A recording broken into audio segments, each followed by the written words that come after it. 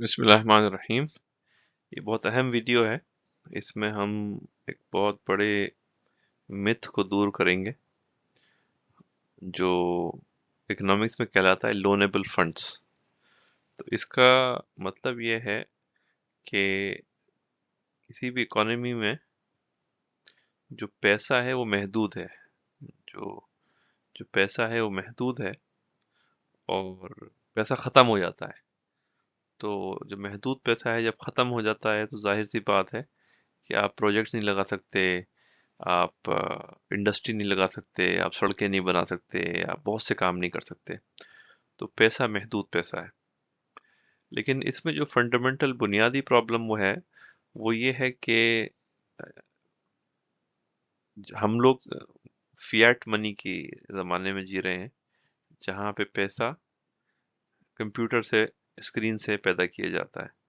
लेकिन ये जो लोनेबल फंड्स थ्योरी है, ये उस ज़माने में रिलेवेंट थी या सही मानी जा सकती थी जब हम गोल्ड स्टैंडर्ड पे थे। आज के ज़माने में क्योंकि हम गोल्ड पे नहीं हैं, तो ये लोनेबल फंड्स थ्योरी गलत है। ये कहना है जी हमारे पास कंप्यूटर में नंबर्स ख़त्म हो गए या डिजिटल नंबर्स हमारे पास ख़त्म हो गए या शॉर्टेज है, ये बिल्कुल हिमाकत की बात है क्योंकि मैं कंप्यूटर पे बैठ के कितने भी सिफर जो है ऐड कर सकता हूँ। ठीक है, मैंने हज़ार, 10,000, करोड़, अरब, कुछ भी मैं नंबर पैसा में प्रिंट कर सकता हूँ। तो ये कहना कि फंड्स या पैसे की मिकदार महदूद है और हमारे पास पैसे ख़त्म हो गए, ये बिल्कुल ही गलत इकोनॉमिक थ्योरी है और हमें इससे बहुत नुकसान पहुंचता है। तो थ्योरी ये है कि क्योंकि पैसा महदूद है, तो हमें क्या करना होगा मैक्रो इकोनॉमिक लेवल पे यानी माशी लेवल पे या इज्तिमाई लेवल पे, हमें इसमें से पैसे में से कुछ सेव करना पड़ेगा।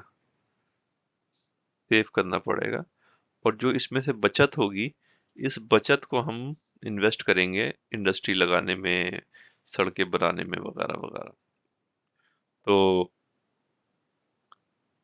सेविंग्स जो है ना, वो असल चीज है और वो इन्वेस्टमेंट को ड्राइव करती है।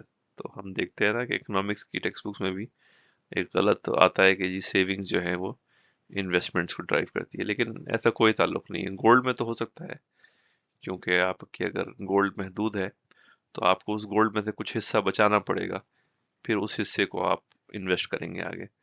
लेकिन जब आपकी फिएट करेंसी है, आप कंप्यूटर स्क्रीन पे बैठ के पैसा बना सकते हैं, तो ये कहना गलत होगा कि आपको पहले सेविंग करनी पड़ेगी और फिर सेविंग में से इन्वेस्टमेंट करना पड़ेगा।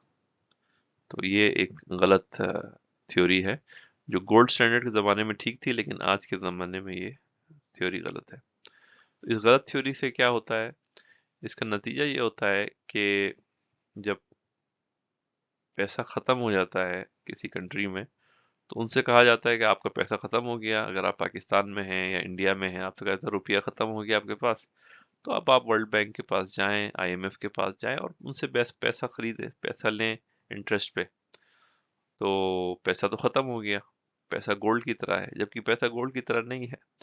आज जो पैसा है वो फिएट करेंसी है, आप डिजिटली उस पैसे को बना सकते हैं, तो आपको आईएमएफ और वर्ल्ड बैंक के पास जाने की ज़रूरत नहीं है। हाँ, अगर आपको डॉलर्स की ज़रूरत है इंपोर्ट्स करने के लिए, पेट्रोल खरीदना है आपको, उसके लिए जाहिर सी बात है आप डॉलर्स खरीदेंगे बाहर से या बोरो करेंगे या मुख्तलिफ तरीके से आप उसको हासिल करेंगे। लेकिन अगर आपको खेती करनी है या आपको कोई ऐसा प्रोजेक्ट करना है जो आपके मुल्क में है, तो उसके लिए आपको वर्ल्ड बैंक से लोन की ज़रूरत नहीं है, आप खुद ही पैसा डिजिटली क्रिएट कर सकते हैं।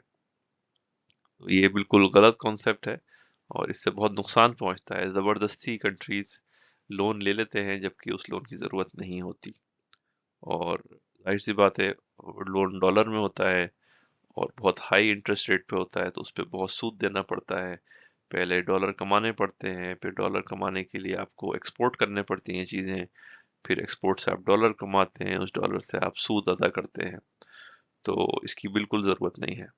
जहाँ पे आपको डोमेस्टिक प्रोडक्शन का सवाल है, जो अपने मुल्क के हुदूद में जो चीज़ें आप पैदा कर सकते हैं उसके लिए आपको डॉलर या आईएमएफ लोन की ज़रूरत नहीं है।